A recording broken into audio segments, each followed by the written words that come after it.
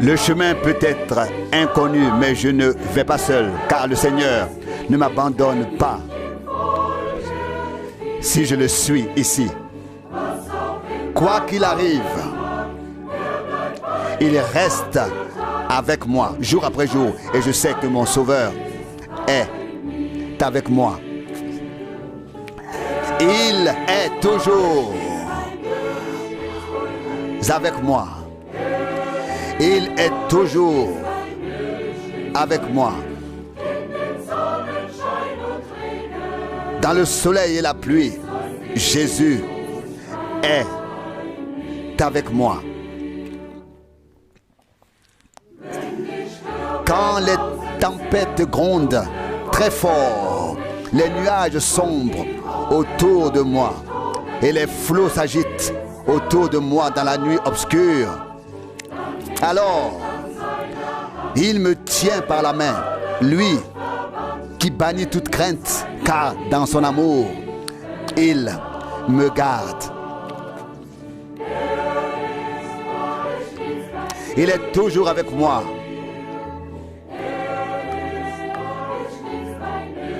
Il est toujours avec moi.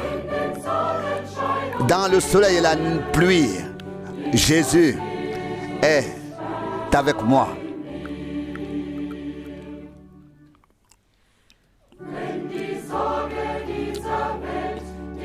Quand les soucis de ce monde m'enveloppent comme un brouillard, quand toute la puissance de l'enfer entoure aussi mon âme, alors j'entends la voix du Seigneur. Rassure-toi, je ne suis pas loin. Vois combien je t'ai aimé.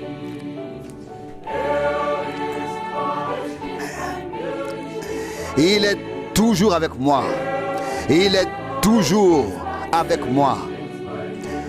Dans le soleil et la pluie, Jésus est avec moi.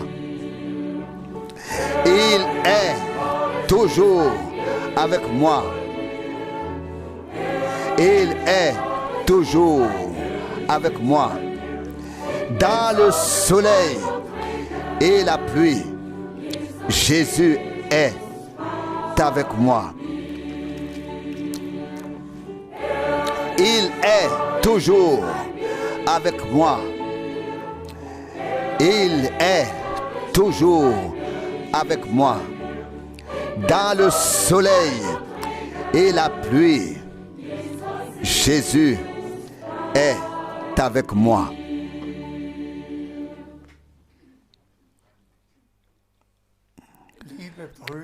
Chers frères et sœurs dans le Seigneur, je voudrais vous saluer très très cordialement et vous souhaiter de tout cœur la bénédiction de Dieu. Aujourd'hui, nous allons encore entendre une prédication de frère Branham avec un service de guérison. Je crois que je ne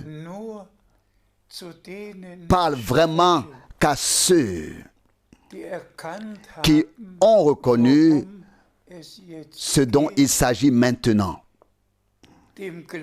qui ont reçu et accepté dans la foi que frère Branham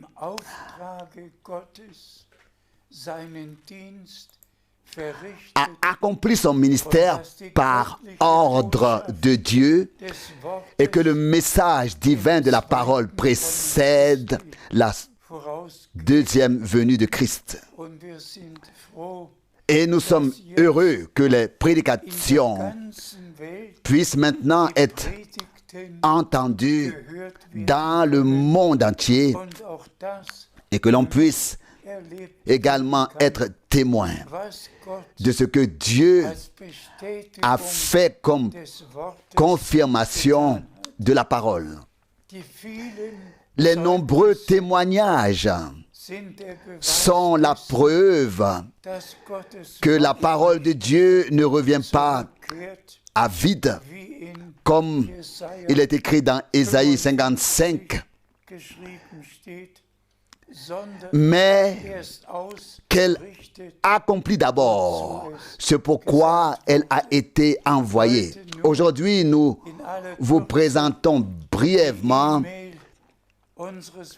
le mail de notre frère de Goma, en République du Congo. Dans sa lettre, il mentionne 7 personnes qui ont vécu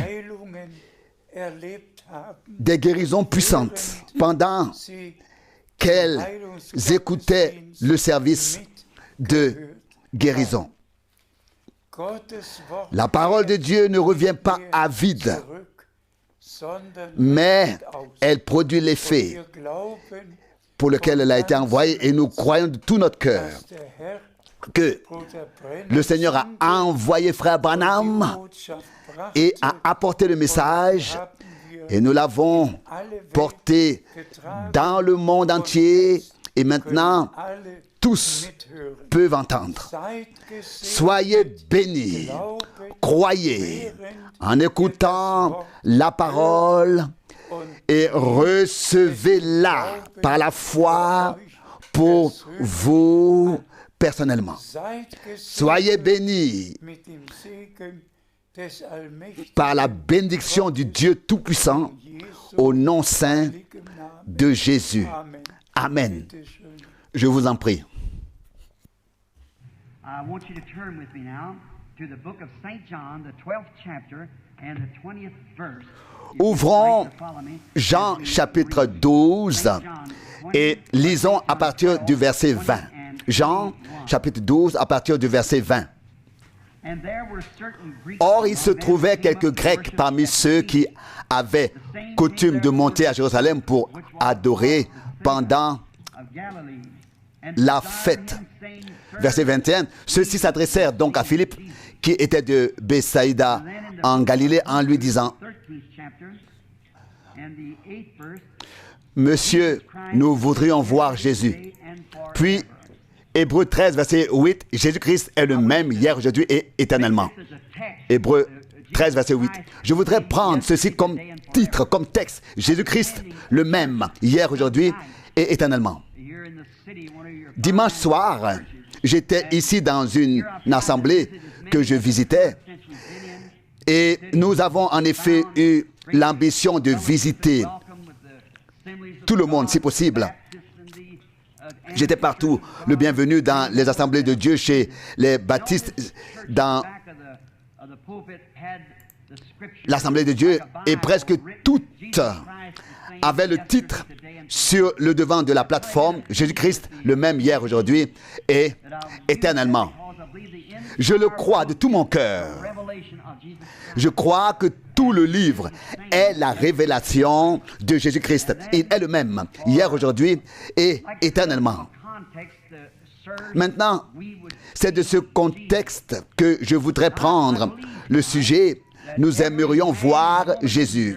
Je pense que toute personne présente ici sera d'accord avec le fait que ces Grecs ont exprimé notre sentiment à tous. Ils avaient entendu parler de Jésus et maintenant ils voulaient le voir. Je crois que les gens qui entendent la merveilleuse histoire de Jésus-Christ ont un désir de le voir. Vous voyez, c'est le désir d'un croyant de le voir. Que nous soyons petits, grands, que nous soyons, tous ceux qui ont entendu parler de lui veulent le voir, car il a tant fait pour moi. Je désire ardemment le vivre, l'expérimenter et le voir. Ces Grecs ont dû adhérer à la foi juive, car ils étaient venus à la fête, la Pâque, pour adorer à Jérusalem. Vous voyez, les Grecs étaient très instruits à cette époque.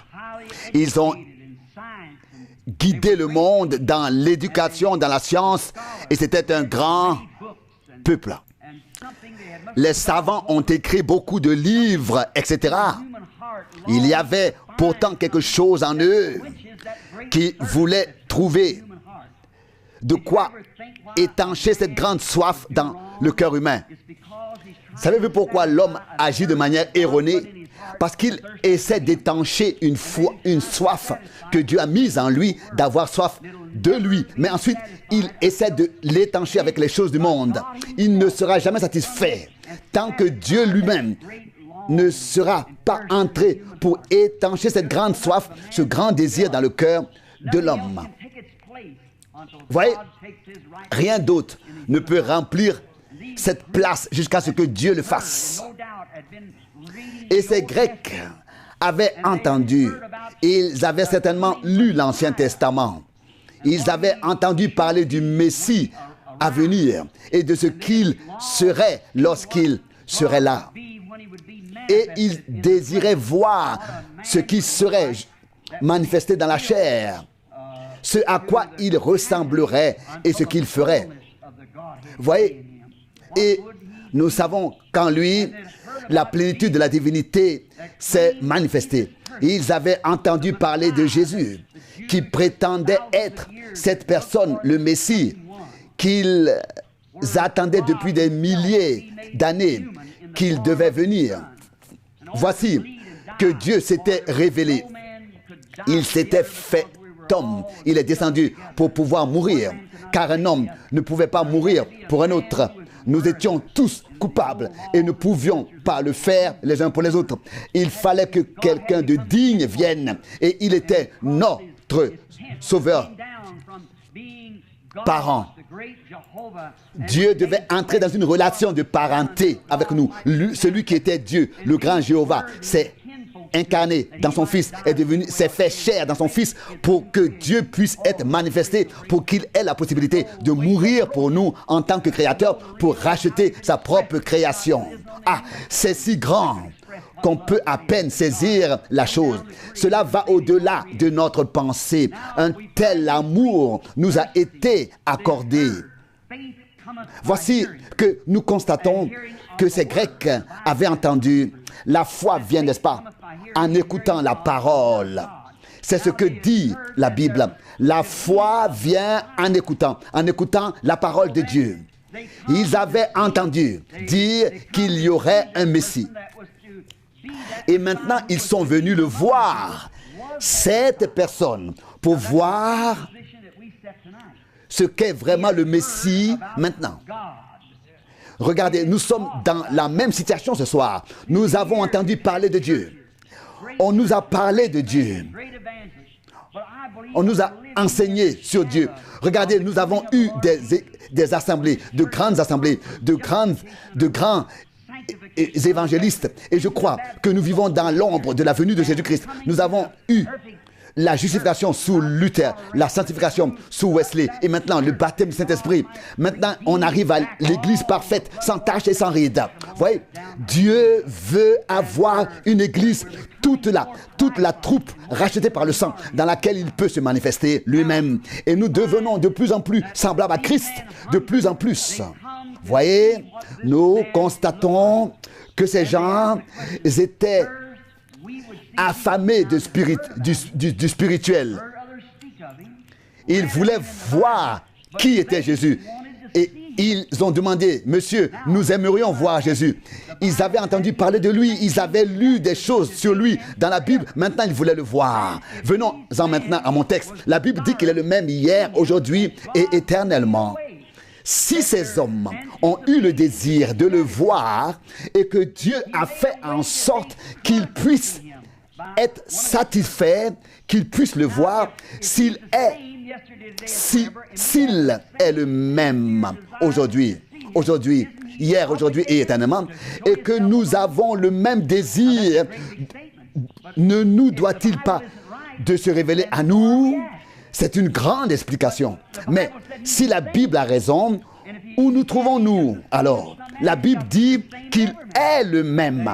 Il ne peut pas être le même de telle ou telle manière. Il doit être le même en tout. Vous voyez, le même hier, aujourd'hui et éternellement. Les Grecs voulaient le voir car la foi était venue en entendant. Et maintenant, ils voulaient être satisfaits que ce soit le Messie.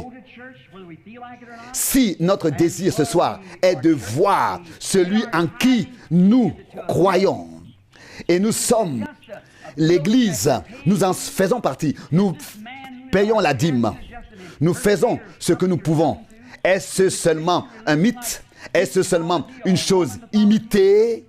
Est-ce que nous, les chrétiens, sommes juste tombés dans une quelconque mythologie ou est-ce que c'est la réalité?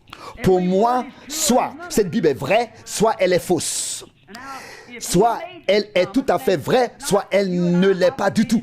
Vous voyez, s'il a fait la promesse, ce n'est pas à vous et à moi de prouver cette promesse. Non, c'est lui, car il est fidèle à sa parole. Et je cite ce qu'il a dit, à savoir qu'il est le même hier, aujourd'hui et éternellement. Combien comprennent de quoi il s'agit? Combien veulent le voir? Levez les mains. Bien sûr, tout le monde. Nous sommes ici et nous voulons le voir. Il est le même hier, aujourd'hui et éternellement. Voyons à quoi il ressemble. Est-ce que c'est vrai? Est-ce que c'est vrai? N'est-ce pas vrai? Et tel qu'il a exprimé à l'époque, il l'est aujourd'hui. Soit la Bible est juste, soit elle ne l'est pas. Vous voyez, Dieu est engagé envers sa parole, car c'est lui qui a fait la promesse. Dieu l'a dit ainsi, c'est réglé. Vous voyez, et c'est sur cela que nous appuyons. Ce qui compte, c'est ce que vous recherchez. Si vous voulez voir Dieu, il se laissera voir. Si vous voulez entendre Dieu, vous pourrez l'entendre tel qu'il était hier, il est aujourd'hui. Il est aujourd'hui. Il est le même. Eh bien, cela me rappelle une petite histoire et elle est vraie. J'ai vécu dans l'Indiana, mais je suis né dans le Kentucky, tout près du fleuve Ohio, et j'y ai passé beaucoup de temps. C'est un fleuve puissant qui a parfois des zones marécageuses à droite et à gauche. Et j'espère qu'un jour, dans le grand royaume millénaire, je pourrai à nouveau être ici sur terre et me réjouir de tout. Alors la zone marécageuse et le froid humide seront terminés. Et là-bas, j'ai connu une personne très âgée et très raffinée. Il était autrefois diacre dans notre assemblée et l'histoire que je raconte concerne un petit garçon. Il allait dans une belle assemblée, un bon pasteur, des gens bien dans l'assemblée. Et c'était de bons sermons qui étaient donnés et ainsi de suite. Mais un jour, ce garçon dit à sa mère, « Si Dieu est un si grand Dieu, ne puis-je pas le voir, maman ?» La mère répondit, « Écoute, je ne peux pas te le dire. Va donc voir le moniteur de l'école du dimanche. Il pourra peut-être te le dire. » Et le garçon y alla et dit, « Écoute, j'ai entendu parler du grand Dieu. Il a fendu la mer et les Israélites l'ont traversé. Et est-ce que je pourrais pas le voir? Quelqu'un peut-il le voir? » Celui-ci répondit, « C'est trop difficile pour moi de répondre. Demande au pasteur. » Il alla voir le pasteur et lui dit, « Pasteur, Dieu est si grand. Tu as dit sur l'estrade combien il est grand. » Il demanda, « Quelqu'un peut-il le voir? » « Non, non, dit-il. Personne ne peut voir Dieu. Il faut simplement croire. » Mais le garçon n'était pas satisfait. Un jour, il était avec mon vieil ami qui aimait beaucoup la pêche et le bateau. Et ce jour-là, ils ont pêché ensemble et pris beaucoup de poissons. Et il y a une région où il pleut, où il y a des orages, où il y a des éclairs et tout cela. Et c'est ce qui s'est passé. La tempête s'est levée et ils ont dû se mettre de côté avec le bateau et se cacher derrière les arbres. Puis, il leva les yeux et vit un arc-en-ciel qui apparaissait à l'horizon. Et ce vieux pêcheur qui avait mis ses rames dans la barque, des larmes coulaient sur son visage. C'est un vieil homme raffiné. Et vous savez ce qu'il en est de ces vieillards. Sa longue barbe pendait et il regardait l'arc-en-ciel. Et ce garçon regarda le vieil homme et pensa, que se passe-t-il? Pourquoi pleure-t-il? Et ce garçon, qui jusque-là était resté assis en silence, il courut vers cet homme et dit à ce vieux pêcheur, écoute, j'ai une question à te poser. Ma mère, mon moniteur de l'école, mon moniteur d'école du dimanche, mon pasteur n'ont pas pu y répondre. Je ne suis pas satisfait dans mon désir. Eh bien, qu'est-ce que c'est, mon fils? Quelqu'un peut-il voir Dieu? Ah! Ce vieil homme était tellement submergé par cette question. Et maintenant, il était déjà retourné dans le bateau et avait posé ses rames. Des larmes coulaient sur son visage. Et il ajouta, mon garçon, que Dieu te bénisse. Tout ce que j'ai vu au cours des 50 dernières années n'était rien d'autre que Dieu. Tu vois, c'est ça le problème. Ce qui compte, c'est la façon dont vous voyez. Regardez, et il doit être en vous si vous voulez le voir. Regardez, vous pouvez l'entendre, le voir, et ainsi de suite. Ce vieil homme avait tellement de Dieu en lui qu'il pouvait le voir partout. Vous voyez, il doit en être de même avec nous, pour nous. Maintenant, revenons à Jésus-Christ, le même hier, aujourd'hui et éternellement. Comment le savons-nous? Voyez, je demande aux méthodistes, croyez-vous cela? Ils répondent oui, amen. Les baptistes, croyez-vous cela? Amen. Vous, Assemblée de Dieu, vous dites amen, bien sûr. Et je suis heureux que vous le fassiez. Moi aussi, je le crois. Mais s'il doit être trouvé maintenant ici dans cette ville, à quoi ressemblera-t-il? Il a promis d'être avec nous. Et aussi ce soir, si ce n'est pas le cas, qu'en est-il de la parole? Si ce n'est pas vrai ou si ce n'est pas inspiré, le reste est-il alors inspiré? Tout est-il vrai ou rien ne l'est? Où en sommes-nous? Vous voyez? Et il a promis d'être avec nous, même ce soir, où 2 ou 3 sont réunis en son nom. Le croyez-vous? Je vous remercie. Maintenant, s'il est ici, que cherchons-nous? À quoi ressemblera-t-il? Allons-nous essayer de trouver un homme qui porte une longue robe, des cheveux longs, une longue barbe? Est-ce que ce serait Jésus? N'importe qui peut porter une longue robe. Avec les cheveux longs et une barbe, non, ce ne serait pas le cas. Certes, quiconque peut porter une longue robe ce soir et ne connaître peut-être pas plus Dieu qu'un autochtone d'une nuit égyptienne. Voyez, ce ne sera pas non plus un dignitaire, car il n'en était pas un.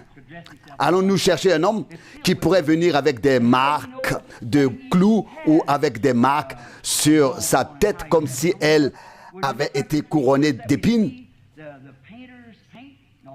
Qu'allons-nous chercher?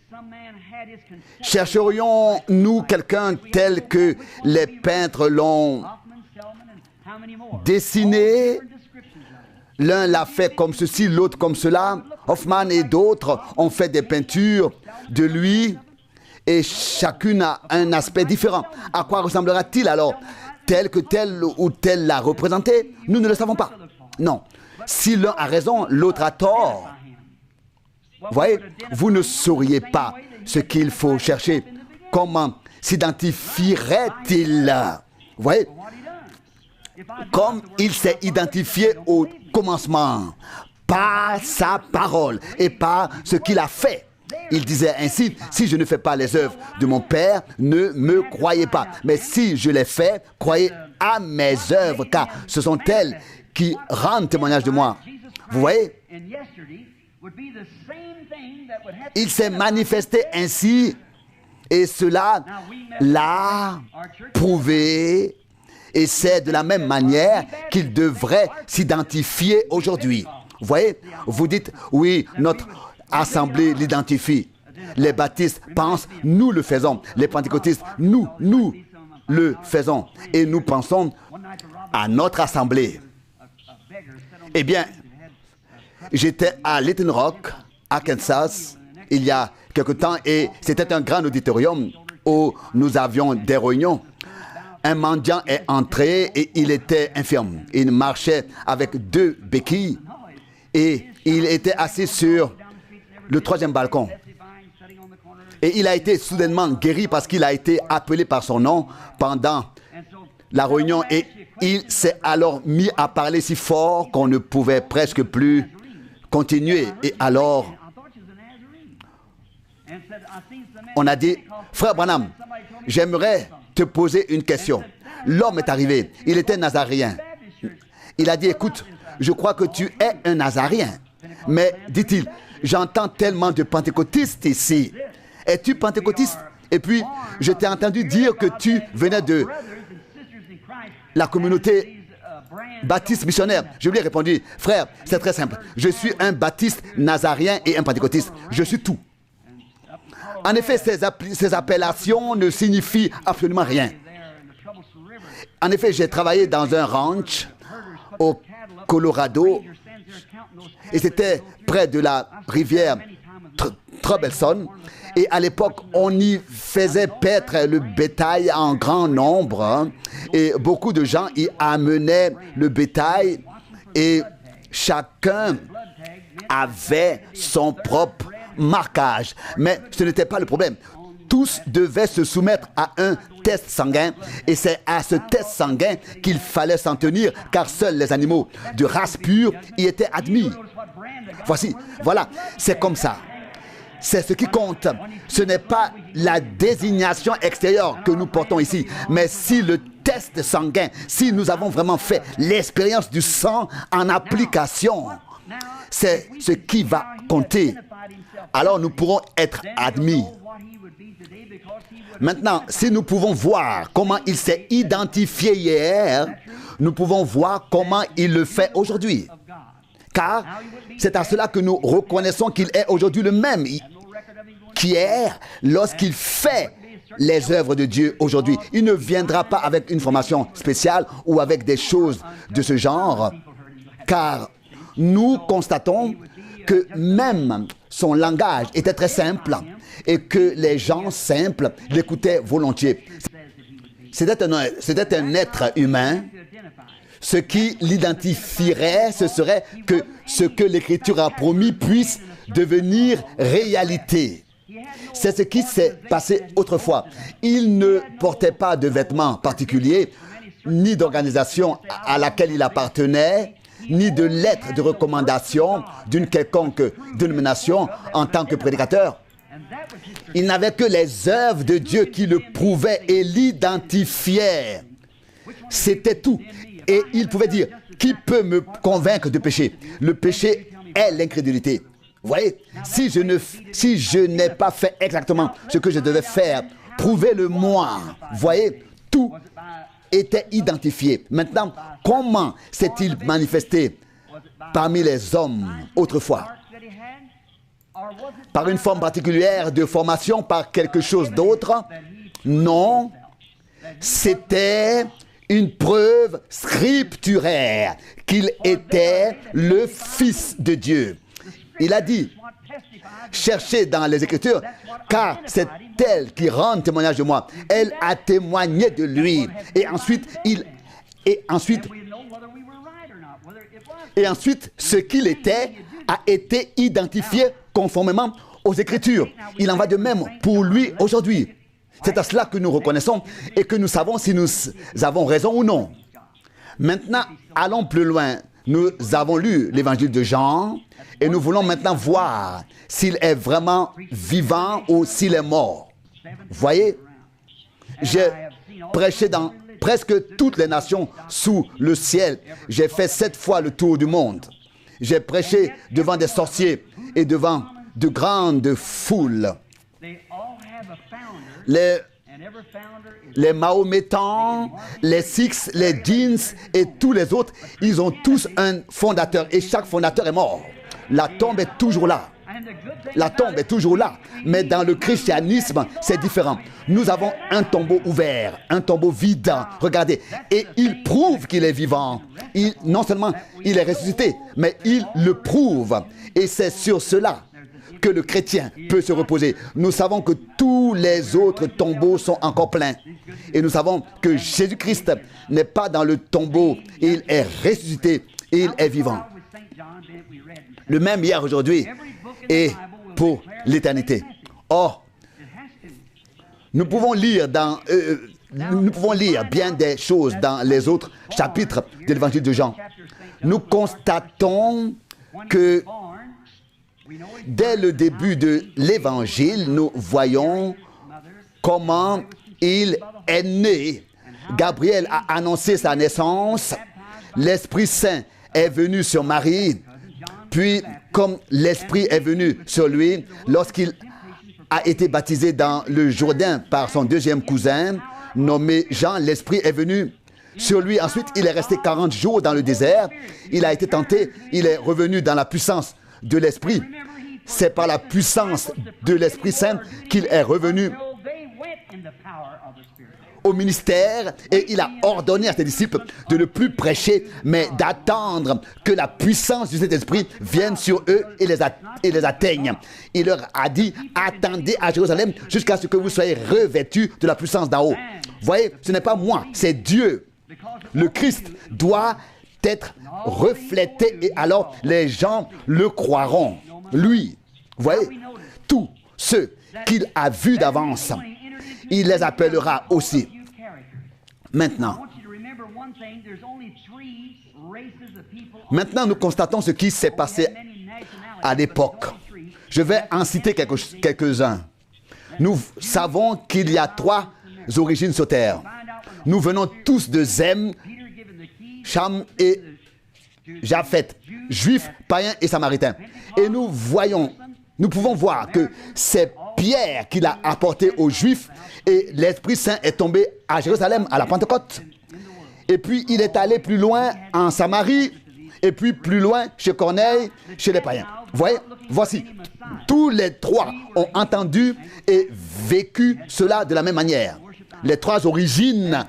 En ce temps-là, nous étions des païens anglo-saxons, nous servions les idoles, nous ne cherchions pas le Messie. Les Juifs le cherchaient et les Samaritains aussi, ils étaient moitié juifs, moitié païens. Mais voici qu'il ne vient que là et vers ceux qui l'attendent et comptent sur lui pour se faire connaître. Il se peut qu'il se manifeste et qu'il s'en aille. Certains l'ont vu, d'autres non. Il ne vient que vers ceux qui l'attendent. Vous voyez, il est venu vers les Juifs. Vous voyez comment il s'est identifié. La première était avec André et avec Philippe. André avait entendu parler de Jésus et il y est allé et il a trouvé que les grandes œuvres se faisaient. Et il était content d'avoir trouvé le Messie. Puis il est allé trouver son frère Simon, qui a été appelé plus tard Pierre. Voici qu'André et Pierre venaient d'un foyer raffiné. Leur père était un homme qui craignait Dieu et qui était croyant. Maintenant, il se mit à parler et dit, écoute, conformément à la promesse, nous avons attendu si longtemps le Messie. Mais avant qu'il n'apparaisse, il y aura de la confusion. Beaucoup de choses se passeront pour bloquer la vraie chose. Il en a toujours été ainsi. Écoutez, là où vous voyez une contrefaçon de dollar, vous savez qu'il doit y avoir un vrai dont il a été copié. tout ce qui est faux n'est qu'une preuve du vrai à partir duquel il a été copié. Et le Père aurait dit à ses fils, « Fils, nous croyons en la Bible. Moïse, notre prophète, un serviteur de Dieu, par qui nous avons reçu la loi et les commandements, a dit, le Seigneur votre Dieu vous suscitera un prophète comme moi du milieu de vos frères. » Et la Bible dit qu'il sera un prophète. Et il nous a été rapporté que nous accepterons un prophète après qu'il aura été prouvé qu'il est un prophète. Et nous savons, en tant que lecteurs de la Bible, que la parole du Seigneur vient à un prophète. Regardez, pas à quelqu'un d'autre. Nous voyons que 400 ans s'étaient écoulés depuis Malachie et qu'ils attendaient le Messie. Beaucoup de choses se sont passées. Mais quand il viendra, Dieu l'identifiera et le confirmera comme prophète. Car la Bible dit qu'il sera un prophète. La Bible dit, si quelqu'un parmi vous est spirituel ou prophète, je lui parlerai en songe, en vision, et ainsi de suite. Si ce qu'il dit s'accomplit et se produit, écoutez-le. Sinon, ne l'écoutez pas. C'est cela. C'est la vérité sérieuse. Voyez, Dieu a raison. Dieu a toujours raison. Il n'y a pas d'autre moyen. Si c'est Dieu qui parle, alors c'est juste. Et si ce n'est pas juste, alors ce n'est pas Dieu. Vous voyez, bien sûr, tous les Juifs le croyaient cela. Mais un jour, l'assemblée s'était tellement éloignée qu'ils ont tous suivi leur propre chemin. Ils avaient des complications de différentes sortes, leurs traditions et leurs coutumes, et ils les avaient mises à la place de la parole de Dieu. Vous voyez, à peu près comme c'est le cas aujourd'hui, car dans ce temps, cela se répète. André était satisfait. Il savait que c'était le Messie. Maintenant, il alla chercher Simon-Pierre, son frère. Il lui dit, viens, écoute. Cet homme, car l'homme qui est là, près du Jourdain, a dit que c'est lui qui devait venir. Et il a dit qu'il avait vu l'Esprit de Dieu descendre sur lui. Et c'est le Fils de Dieu. Viens, écoute-le, car les signes se produisent. Et cela le confirme. Et lorsqu'il l'a finalement accompagné et qu'il est entré en présence de Jésus, il savait de quelle manière il allait se comporter. Vous voyez, cela dans Jean 1, Jésus le vit venir et dit, en vérité, un Israélite. Et il dit, ton nom est Simon. Tu es le fils de Jonas. Oh, c'est ce qui l'a fait. C'est ce que cela a produit. Comment pouvait-il savoir qu'il s'appelait Simon et que son père, qui craignait Dieu et qui lui avait enseigné toutes ces choses, était Jonas? Il savait que cet homme devait être un prophète. Et c'était déjà fait. Il n'avait pas besoin d'une autre expérience. Il était totalement dévoué au Seigneur Jésus et au royaume de Dieu. Vous voyez, Jésus s'est identifié ainsi. Il a dit, ton nom est Simon. Tu es le fils de Jonas. C'était son père. Et c'est ce qui a fait que Jésus-Christ est devenu complètement le prophète.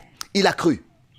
Eh bien, nous constatons qu'il y en avait un qui s'appelait Philippe et qui a ensuite appelé Nathanaël. Il a vu cela. Et lui aussi était un Israélite rigide. Et il a pensé, que se passe-t-il ici? Il était venu à Jérusalem, mais il fut submergé par ce qui se passait. Il a pensé à son ami Nathanaël. Et aussitôt, il s'est mis en route après avoir trouvé lui-même la vérité et expérimenté que c'était là le Messie. Oh, si seulement nous pouvions avoir cet enthousiasme et partir immédiatement en chercher d'autres après avoir vu et vécu cela. Voici qu'il a franchi la montagne et que c'est là qu'il a trouvé Nathanaël. Peut-être n'était-il pas directement chez lui, mais dans sa vigne, et il était sans doute en prière. Il ne voulait pas le déranger et il s'est mis à parler. Et peut-être que cet homme en prière a dit: « Oh Dieu, Jéhovah, tu as promis le Messie. Quand cela arrivera-t-il? Je veux le voir avant de mourir. Où est-il? Comment puis-je le voir? » Il a peut-être prié avec tant de cœur qu'il aimerait le voir. Et je vous le demande, Jésus est-il ressuscité d'entre les morts? Est-il vivant? Fait-il les mêmes œuvres qu'il faisait autrefois? Bien sûr que oui. Quel rassemblement! Quelque chose se passe. Regardez. Puis soudain, il entendit la voix. Viens, vois. Viens voir qui nous avons trouvé. Jésus-Christ de Nazareth. Puis, se levant, sans doute, il dit: « Un instant, s'il te plaît. Que veux-tu me dire? Tu as trouvé celui que nous attendions? Un instant, s'il te plaît. Ça ne marche pas comme ça. Tu veux dire Jésus de Nazareth? Crois-tu que le Dieu Tout-Puissant se rendrait dans une ville aussi basse que Nazareth? Et de Nazareth viendrait quelque chose de bon? » Et il lui donna la meilleure réponse que l'on puisse donner. « Viens et vois. » Car vous savez que les sacrificateurs pensaient que Dieu ouvrirait le ciel comme un corridor, qu'il étendrait tout et qu'ensuite il descendrait accompagné d'anges et ainsi de suite. Mais il est venu en toute humilité, conformément aux Écritures. C'est dans l'humilité et la simplicité que nous trouvons Dieu. Voyez, nous regardons de grandes choses, nous pouvons monter à travers des fusées et marcher sur une herbe dont nous ne pouvons pas expliquer d'où la vie est entrée. Voyez, je l'entends dire: est-ce que quelque chose de bon peut venir de Nazareth, de cette ville de Saint-Rouleur? Si quelque chose se produit, ce doit être dans ma dénomination. Est-ce que quelque chose de bon peut venir de ce groupe? Il lui donna la meilleure réponse: viens et vois toi-même. Il ajouta: ne critique pas, viens. Constate par toi-même, viens, vois. Prends la Bible avec toi. Convainc-toi. C'est ce que tout le monde aurait dû faire. Viens, vois, vois. Peut-être voulons-nous nous replonger un peu dans cette conversation. Tu sais, nous avons parlé ensemble de la Bible, des anciens enseignements, des prophètes et ainsi de suite. Et nous avons déterminé ce que ferait le Messie, qui il serait. Et la Bible dit qu'il sera un prophète. Oui, je le crois, bien sûr. Tu sais, tu connais ces gens de la pêche là-bas, Simon et André, Simon qui ne sait pas écrire son propre nom et tout ça. Tu sais quoi? André l'a amené à cet homme et il a dit: ton nom est Simon, tu es le fils de Jonas. Je ne serais pas surpris qu'il te dise comment tu t'appelles. Oh, arrête, certainement pas. Il ne me connaît pas. Et vous savez quoi? Pour autant que Nathanaël soit entré en présence de Jésus-Christ, que s'est-il passé? Il alla là-bas, et là d'où il était, le Seigneur a dit: voici un Israélite en qui il n'y a pas de mensonge. Oh, l'air s'est échappé de ses pneus. Il s'écria: depuis quand me connais-tu? Tu ne m'as jamais vu. J'habite à 15 miles derrière la montagne. Comment me connais-tu? c'est la première fois que je viens ici et tu me dis, je suis israélite. Vous dites aujourd'hui qu'à l'époque, on les reconnaissait à leurs vêtements. Non, en Orient, ils s'habillaient de manière uniforme. Tu es israélite, il n'y a pas de faux en toi.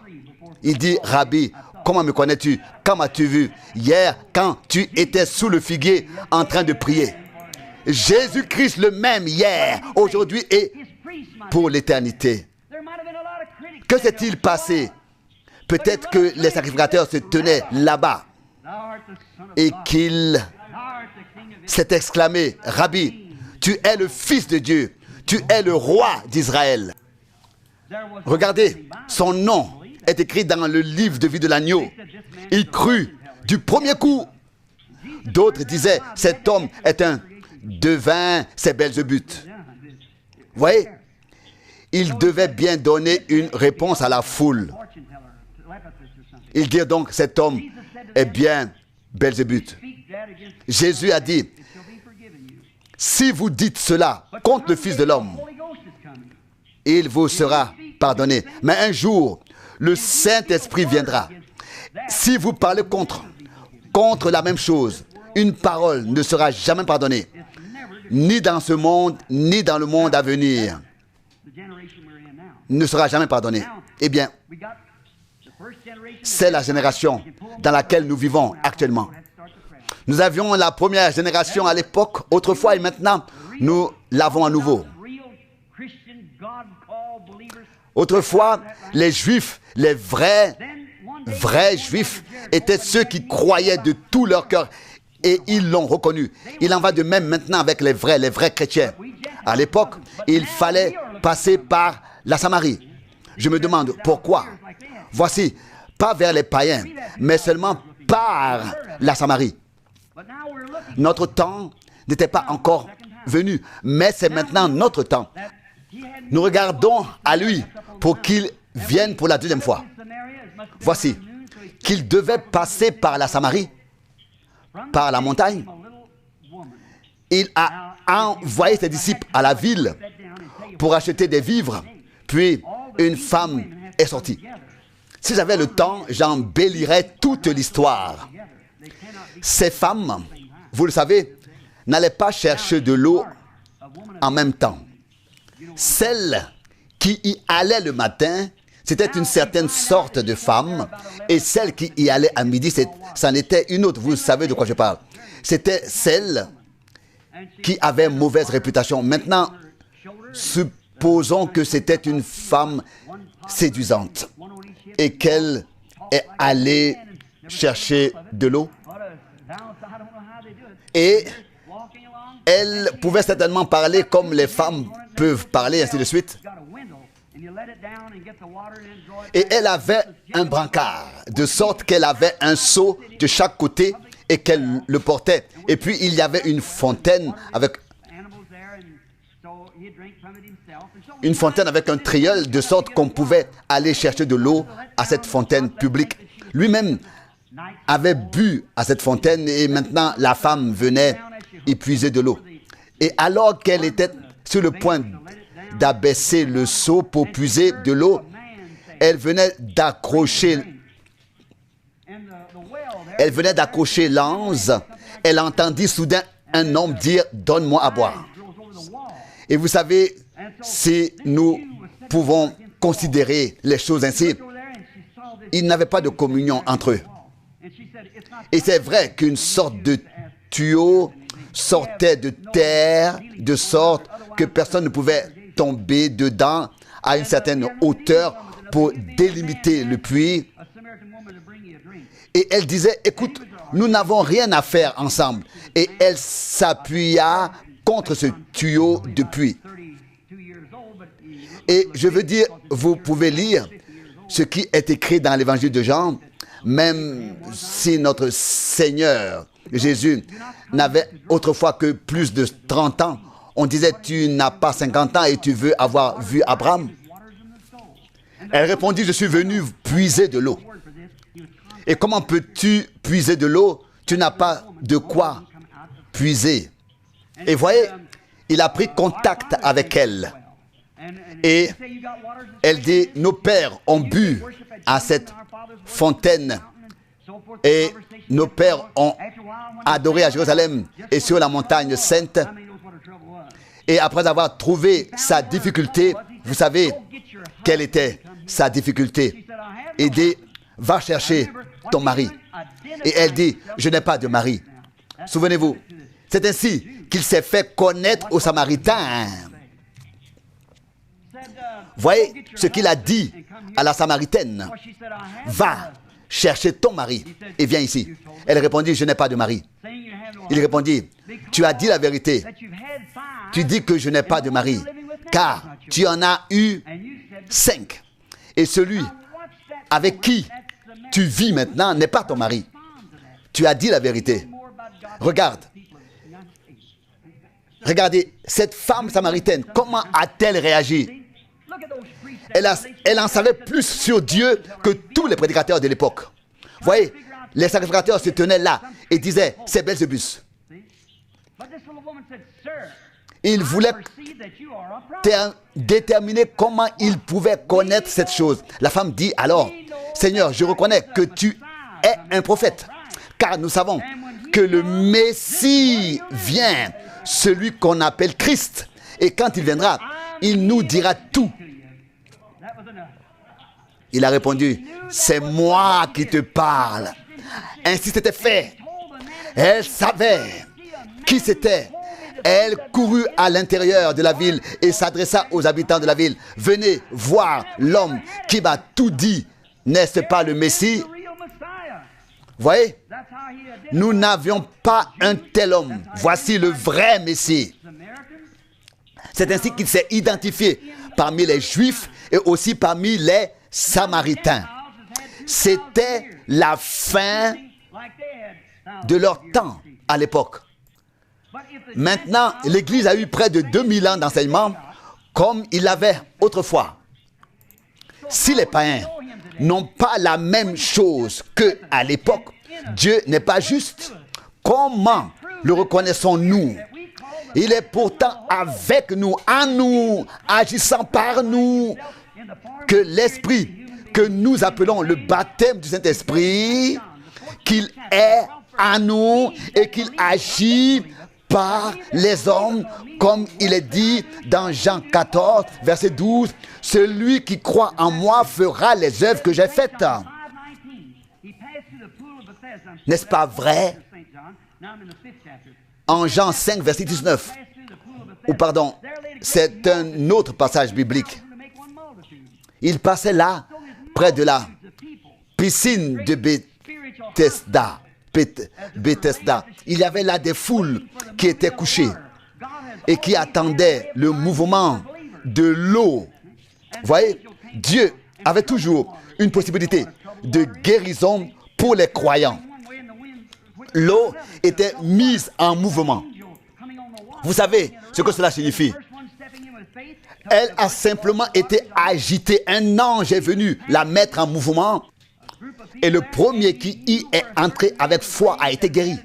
Regardez, Jésus est allé là-bas et il a vu un certain homme qui était malade. On ne sait pas exactement ce qu'il avait. En tout cas, il était malade. Qu'il ait eu la prostate ou autre chose, eh bien, pourquoi ne s'est-il pas adressé à tous les autres? Parce qu'il y avait sûrement des enfants avec des hydrocéphales et tout ça. Et chaque fois, dit cet homme, quand je veux entrer, quelqu'un d'autre entre. Et soudain, il entend ces mots, ces paroles.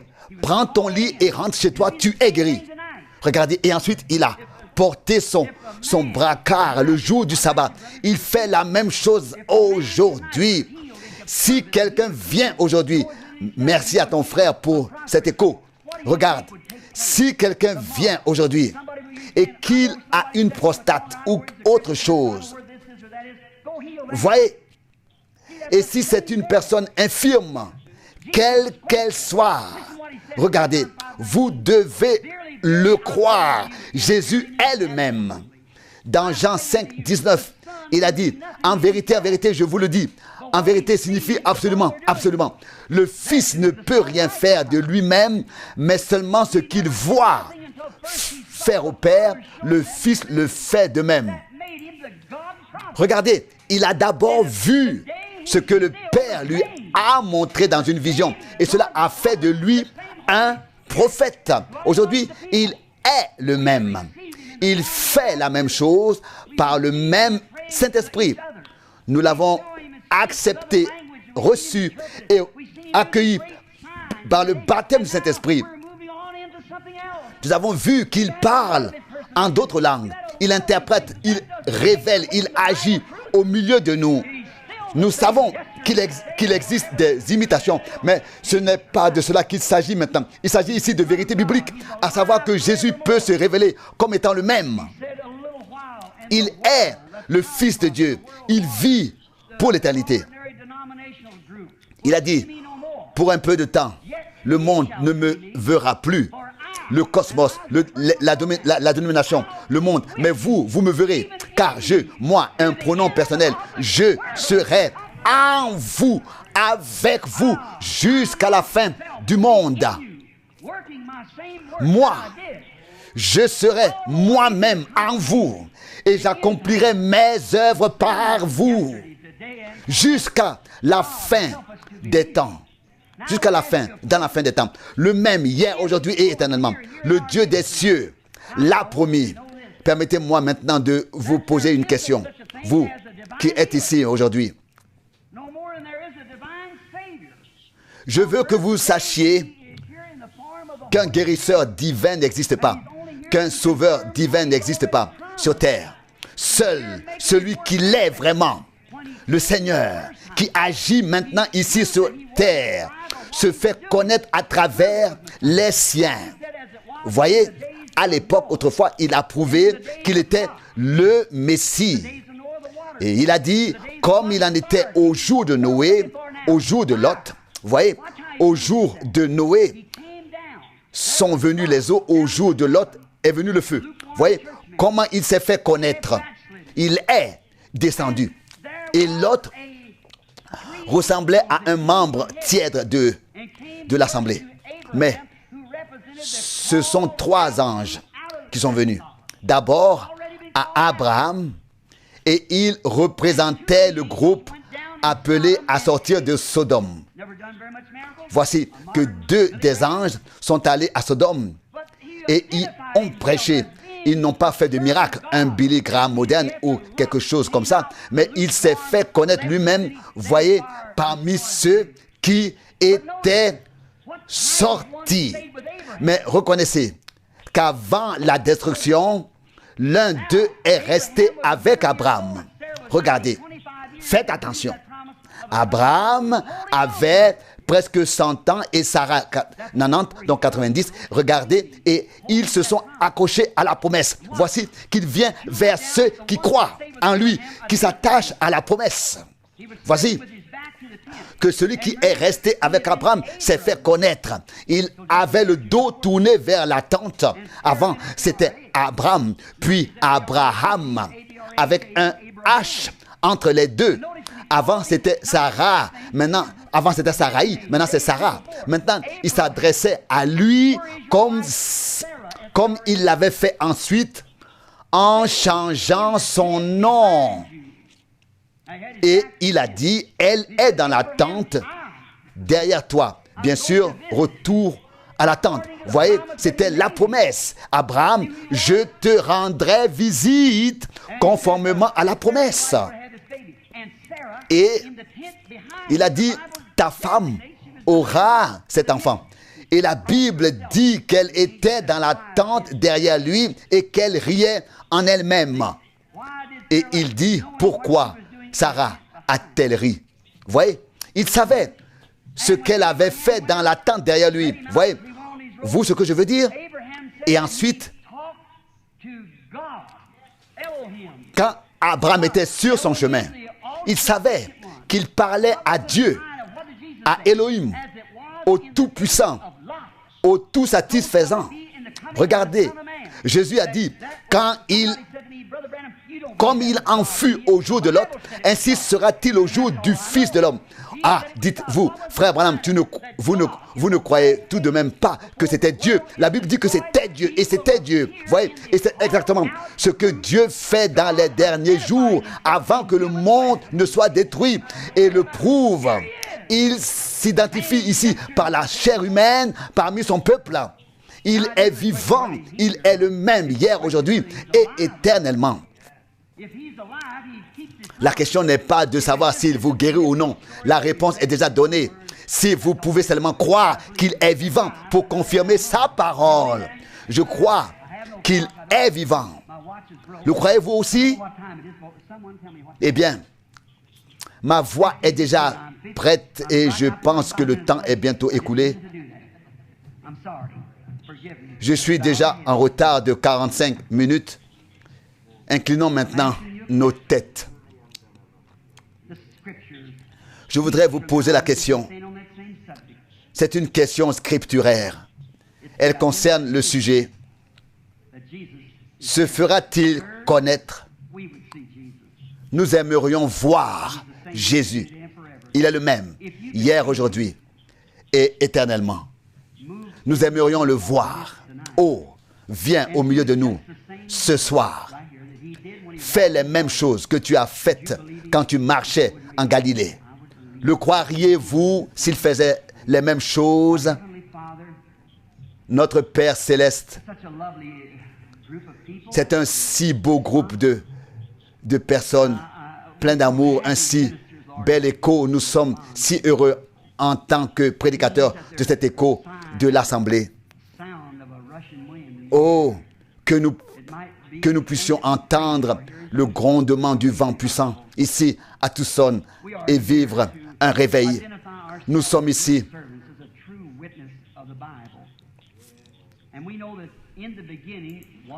pour te faire connaître en tant que tes serviteurs. Et nous savons qu'au commencement était la parole et la parole était avec Dieu et que la parole était Dieu et que la parole s'est faite chair et a habité parmi nous. Nous savons que cette Bible exprime la pensée de Dieu au sein de son peuple. Une pensée est une parole exprimée. Seigneur, tu sais ce qu'il y a dans mon cœur. Je crois que tu es le même hier, aujourd'hui et éternellement. Que le Saint-Esprit bénisse cette parole. Témoigne que tu es vivant afin qu'il voie que Jésus est vivant.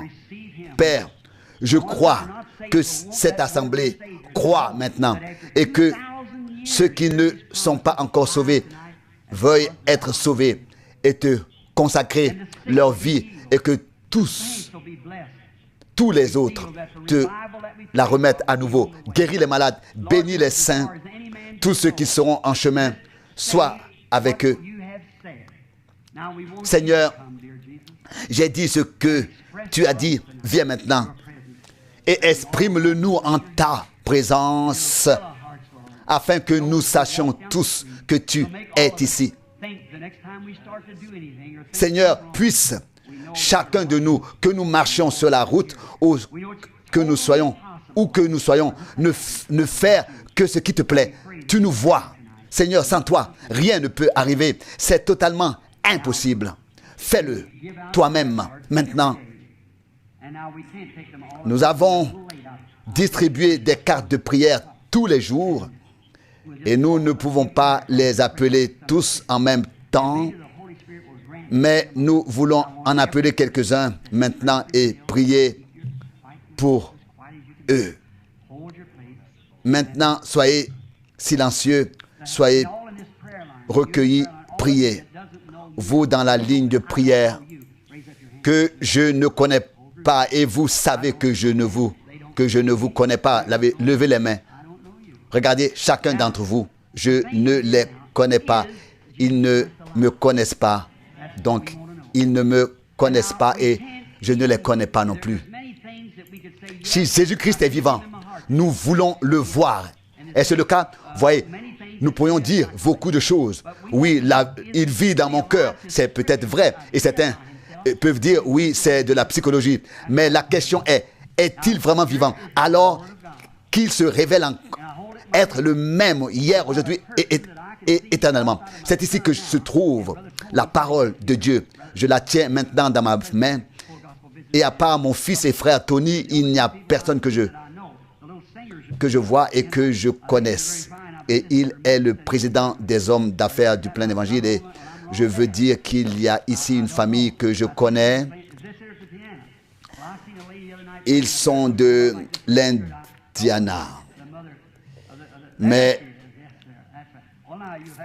je ne sais rien d'eux en détail. Je n'ai même pas reconnu l'autre femme là-bas. Regardez. Je me tiens ici. Il y a des prédicateurs autour de moi et des gens chrétiens. J'ai prêché que la Bible est vraie et que Jésus-Christ donne son signe prophétique. Et la Bible dit qu'il est le même hier, aujourd'hui et éternellement. Il a dit, les œuvres que j'ai faites, vous les ferez aussi. Et c'est vrai. Si c'est la vérité, alors chaque pécheur devrait venir ici à l'autel et consacrer sa vie à Jésus. Et tous devraient accepter leur guérison. Précisément là où vous êtes. Votre pasteur et d'autres frères serviteurs sont ici, sont assis ici. Je ne suis pas un prédicateur, pour ainsi dire. Il y a ici des prédicateurs, il y a ici des enseignants. Je ne suis pas un prédicateur, je n'ai pas de formation. Je n'ai pas de distinction.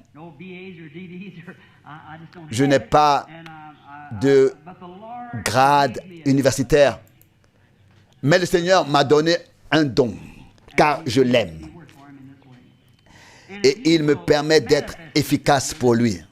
Et quand il se fera connaître et prouvera qu'il est ici, et que le Saint-Esprit que vous avez reçu prouvera qu'il est ici, cela devrait vous servir de confirmation. Cela ne peut pas être prouvé autrement que par l'expérience de la Pentecôte. Vous le savez aussi, vous, les baptistes, c'est une expérience, pas un mouvement. Tout comme Jésus a dit à Pierre.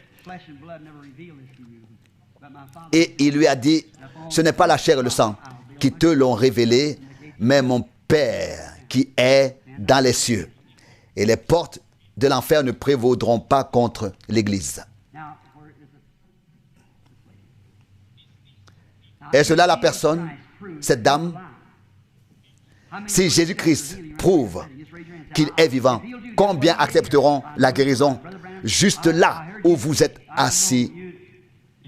Vous diriez, frère Branham, je t'ai entendu parler et ce n'est pas nouveau pour moi. Mais si tu as dit la vérité, Dieu sera derrière tout cela. Il est obligé de le confirmer, qu'il réponde maintenant et vous prouve que c'est la vérité.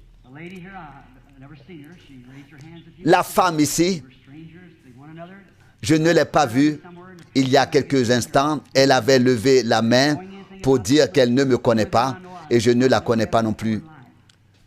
Je ne l'ai jamais rencontrée auparavant dans ma vie. Nous sommes totalement étrangers l'un à l'autre.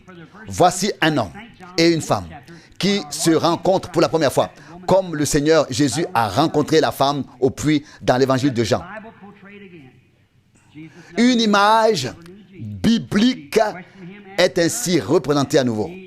Il s'adressa à elle et lui demanda, « Donne-moi à boire. » Puis, lorsque le Père lui eut révélé quel était son besoin, il le lui dit et elle comprit que c'était plus qu'un homme ordinaire. « Femme, je ne te connais pas. Je ne sais rien de toi. Je sais seulement que l'Esprit du Seigneur est ici. Tu es croyante.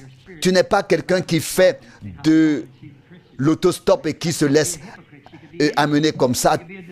Tu es vraiment croyante. Tu pourrais être une hypocrite, une imposteuse, n'importe quoi. Je ne pourrais pas le savoir. Mais si cela se produit maintenant et se répète et qu'il me fait savoir quelle est ta difficulté, si tu es malade, si tu as des difficultés domestiques, s'il me le révèle par sa présence, et qu'il me prend ainsi pour te parler à travers moi. Le croiras-tu et le croiras-tu? Le croirez-vous tous? Me voici, les mains levées.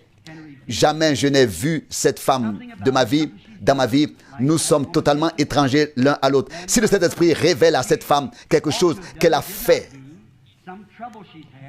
peut-être comme la femme au puits, ou quelque chose qu'elle aurait dû faire et qu'elle n'a pas fait, ou quelque chose qu'elle a sur le cœur, alors vous savez que cela doit venir d'une puissance surnaturelle. Vous le savez tous. Vous pouvez prendre le parti des pharisiens et dire cela vient du diable. Mais vous pouvez prendre aussi le parti des croyants et dire c'est de Dieu. Laissez le Saint-Esprit parler. Vous qui vous occupez des microphones, faites attention. Je ne sais alors plus à quel point je parle fort. Je ne sais alors plus à quel point je parle fort. Vous voyez où je me tiens? Soit je me tiens avec sa parole et je déclare que c'est la vérité et Dieu la confirme, soit nous ne saurions pas où nous nous trouvons. Je l'ai vu, c'est arrivé devant des millions de personnes. À Bombay, en Inde, il y avait une grande foule. En Afrique du Sud aussi, il y en avait 30 000. Et là, il y en avait 25 000 qui ont été guéris en une seule fois. Ils adoraient des idoles auparavant. Regardez, mais ensuite Dieu s'est révélé à eux. 25 000 miracles se sont produits en une seule fois. J'ai vu cela se produire. Que devrait-il se passer ici maintenant? Nous sommes des êtres humains nés dans différentes parties du monde. Je veux te parler maintenant pour voir s'il va me révéler quelque chose et quoi qu'il arrive. Je ne te connais pas, c'est Dieu qui te connaît. Si l'Assemblée a jamais vu la lumière, l'image, la photo avec la lumière est ici maintenant. Elle se tient entre moi et cette femme. La vois-tu? La femme la regarde. La femme a des problèmes, beaucoup de problèmes. Le principal problème avec elle est un problème de vésicule biliaire. C'est vrai. Si c'est vrai, lève la main. Merci de le faire. Croyez-vous qu'il est le même hier, aujourd'hui et pour l'éternité? Le crois-tu, mon frère? Tu as pensé que quelqu'un voulait ou bien a pensé que tu l'avais inventé? Non, un instant. Jésus a reconnu sa pensée. Un instant, Jésus a reconnu sa pensée. Jésus est avec nous. Je ne te connais pas. Jésus peut me dire qui tu es. Alors toutes les questions auront une réponse. Madame Holman, tu peux rentrer chez toi. Jésus-Christ t'a guéri. Vous croyez maintenant? Vous dites, comment peux-tu dire le nom de cette femme? Le Seigneur n'a-t-il pas dit le nom à Simon et à d'autres? Il est le même hier, aujourd'hui et éternellement. Croyez-vous cela? Comment vas-tu, monsieur? Voici un homme que je n'ai jamais rencontré de ma vie. Nous sommes des étrangers l'un pour l'autre. Pour que les gens sachent qu'il en est ainsi, lève la main. Je n'ai jamais vu cet homme. Il a l'air en bonne santé. Je ne le connais pas, je ne l'ai jamais vu. Dieu sait tout de lui. S'il est malade et que je peux le guérir, ne serais-je pas une mauvaise personne si je ne le guérissais pas? Je ne peux pas le guérir. Je ne peux pas faire ce que Christ a déjà fait. Il est déjà guéri. Si Jésus se tenait ici avec mon costume, ne pourrait-il pas te guérir? Il te dirait, je l'ai déjà fait quand je suis mort pour toi. Il était blessé, il était frappé, il était martyrisé. Tu es guéri. Nous sommes tous guéris dans ces meurtrissures. Je vois un homme avec une femme. Je ne l'ai jamais vu, je ne l'ai jamais rencontré. Maintenant, monsieur, si le grand Saint-Esprit, regardez, quelque chose est déjà arrivé. La lumière est sur l'homme. Juste un instant. En arrière, c'est arrivé. C'est vrai. Et cela a déclenché en toi un sentiment particulier. Bien sûr que oui. Bon, d'accord. The man is a tiny, he's been hard hearing in his ears, but he's had a Cet homme serious est un something peu happen to him. dur d'oreille, mais il a quelque chose de grave. Il a été opéré d'une fracture qui n'est pas guérie. C'est vrai?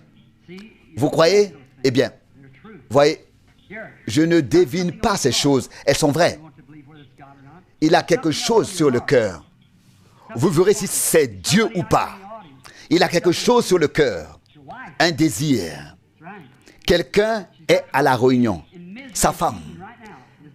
Elle a des problèmes et elle est mal en point. Vous êtes tous deux guéris et vous pouvez rentrer chez vous au nom de Jésus-Christ.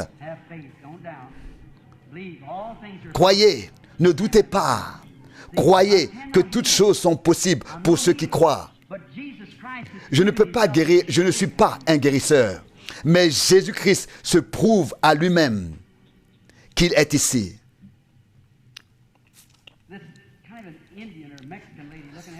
Cette dame ici présente, qui doit être un mélange de Mexicain et d'Indien, elle a de l'hypertension et elle a demandé que le Seigneur ait pitié d'elle. Jésus-Christ t'a guéri. Vous dites, frère Branham, ce n'est pas conforme aux Écritures. Si la femme a alors touché le bord de son vêtement autrefois, combien d'entre vous croient que la Bible dit il est maintenant le souverain sacrificateur qui peut être touché par le sentiment de nos faiblesses? Voyez, il fait aujourd'hui la même chose qu'il faisait hier, car il est le même hier, aujourd'hui et éternellement. La femme assise là, c'était sa foi. Voyez, en ce temps-là, autrefois, une femme se frayait un chemin à travers la foule et elle croyait en son cœur, si j'ai seulement touché le bord de son vêtement, je serai guéri.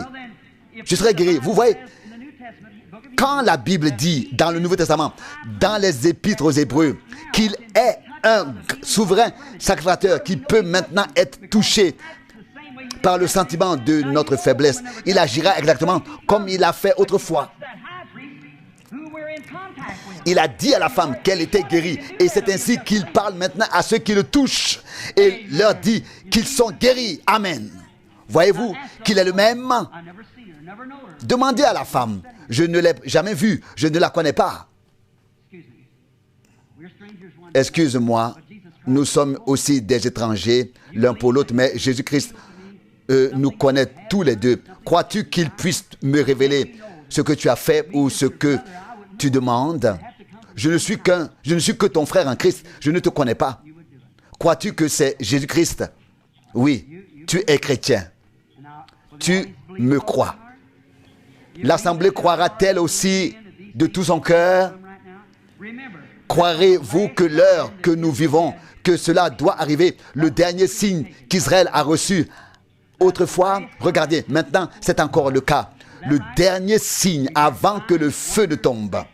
Nous avons eu des signes, des miracles. Nous avons eu la sanctification, le baptême du Saint-Esprit, les guérisons, tout. Maintenant, le dernier signe, comme à l'époque avant que Sodome ne soit brûlé, c'est que Dieu s'est révélé dans la chair humaine et a révélé les pensées du cœur humain. Jésus-Christ a dit qu'il en serait ainsi quand il reviendra.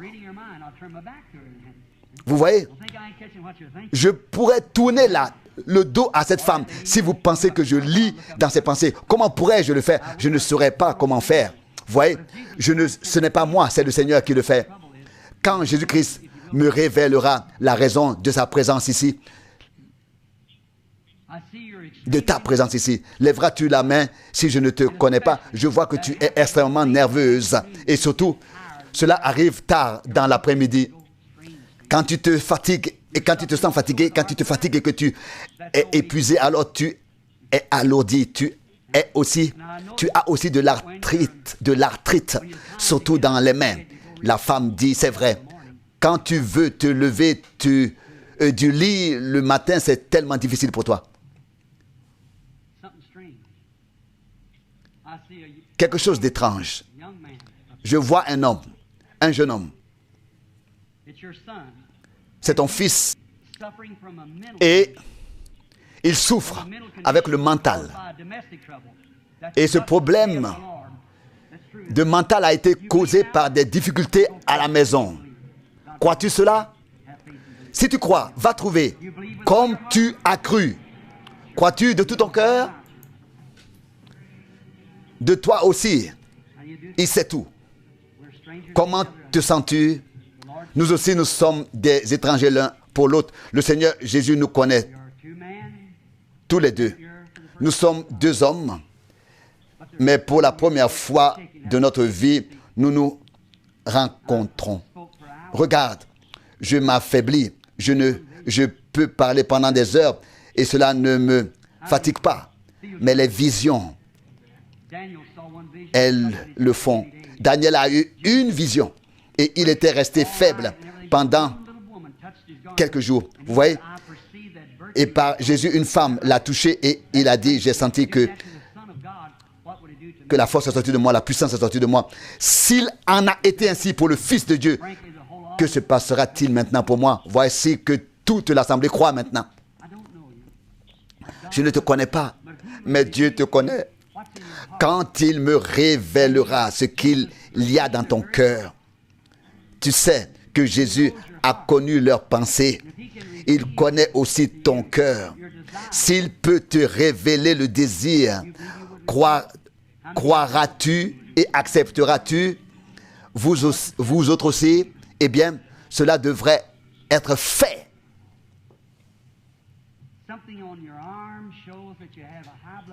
Quelque chose ne va pas avec ton bras car tu as une tension artérielle basse.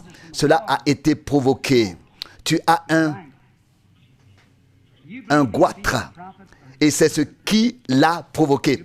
Crois-tu que je suis son prophète, son serviteur?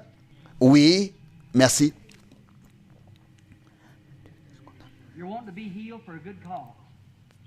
Tu veux être guéri pour une bonne cause. Tu veux devenir missionnaire. Tu veux aller en Amérique centrale. Tu veux y aller. Crois de tout ton cœur. Sois guéri et va là-bas. Est-ce que vous croyez tous? Combien croient que Jésus-Christ est le même? Il est ici. Maintenant, laissez-moi vous donner un autre passage de l'Écriture. Jésus a dit, allez dans le monde entier, prêchez l'Évangile à toute la création.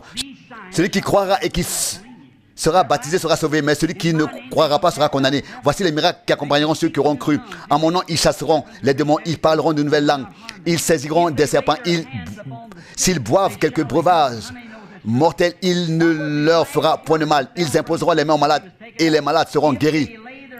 Combien savent que c'est vrai? Ce sont les dernières paroles qui sont sorties de ses lèvres avant qu'il ne monte au ciel. Est-ce vrai? Est-ce ainsi qu'il l'a dit? Le croyez-vous ainsi? Combien de croyants sont ici? Eh bien, si vous voulez voir les miracles de Dieu, croyez que ce que je vous ai dit est vrai et que c'est Jésus-Christ qui le fait ici. Imposez-vous les mains les uns aux autres. Peu importe ce qui ne va pas chez l'individu, imposez-vous les mains les uns aux autres. Je continue à voir des visions et je vous dis que ces signes ne suivront pas seulement William Branham, mais tous ceux qui croient, tous ceux qui imposent les mains dans la foi.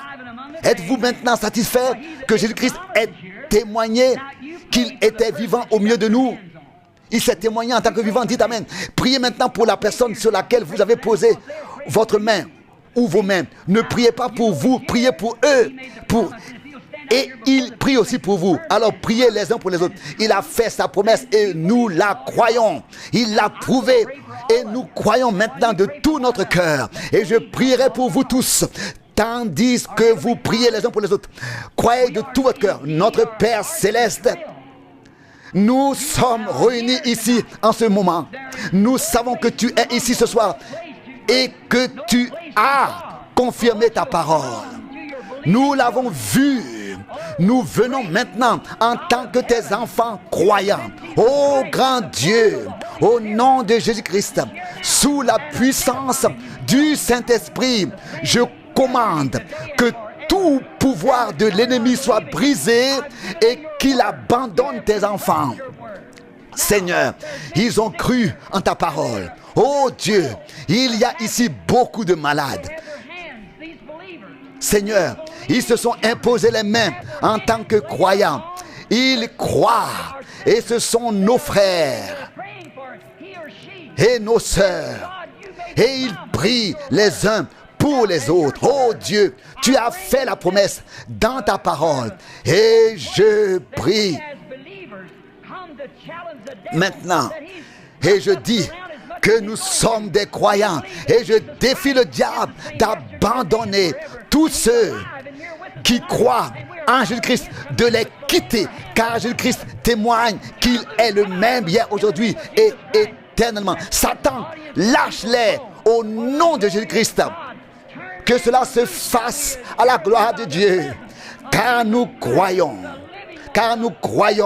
que Jésus-Christ est ressuscité et que sa puissance de résurrection est à l'œuvre parmi nous, car il est au milieu de nous et fait tout cela à la gloire de Dieu.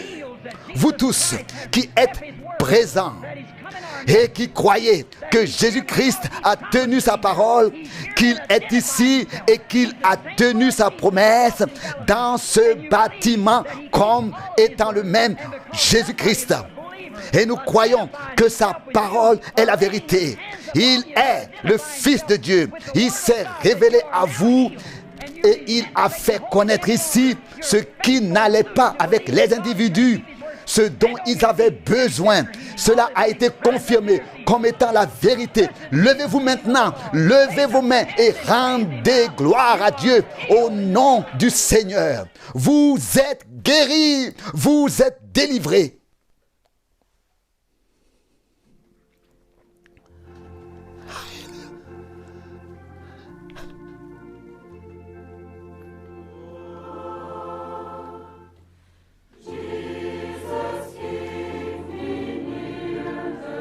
Jésus, garde-moi près de la croix.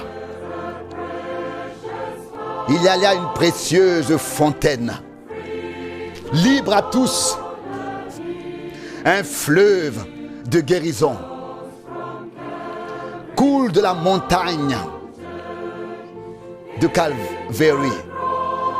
Dans la croix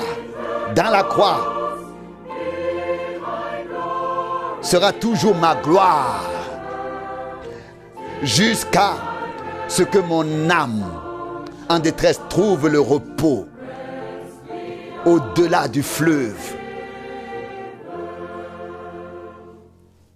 Près de la croix, une âme tremblante, l'amour et la miséricorde m'ont trouvé.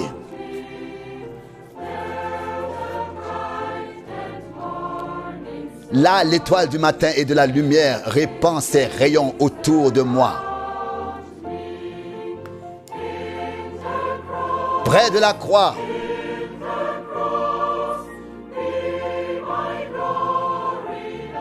dans la croix sera toujours ma gloire, jusqu'à ce que mon âme en détresse trouve le repos au-delà du fleuve.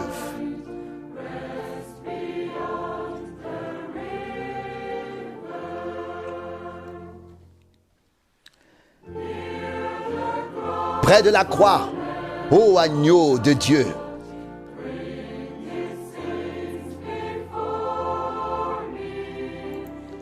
apporte ces scènes devant moi.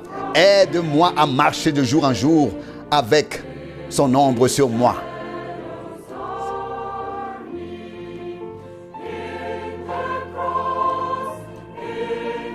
Dans la croix sera toujours ma gloire, jusqu'à ce que mon âme en détresse trouve le repos au-delà du fleuve.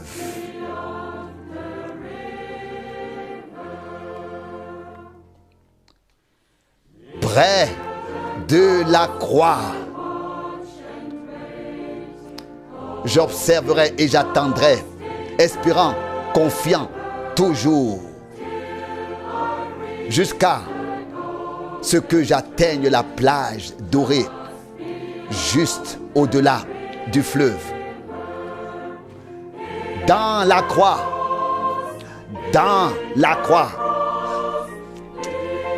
sera toujours ma gloire,